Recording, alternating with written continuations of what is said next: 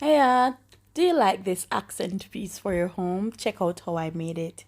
Get brown paper, fold it just like what you're seeing on the screen, cut the excess edge off from both sides, right? Just like that. And then we're going to be doing a little folding. This is the longest part.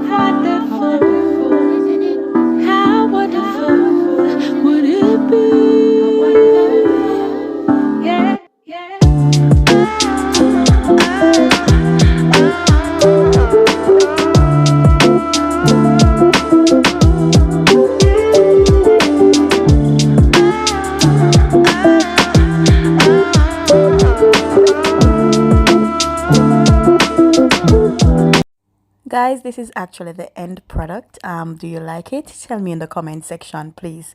Subscribe to my channel, share it with a friend, and continue to support this channel. Thank you. Bye bye.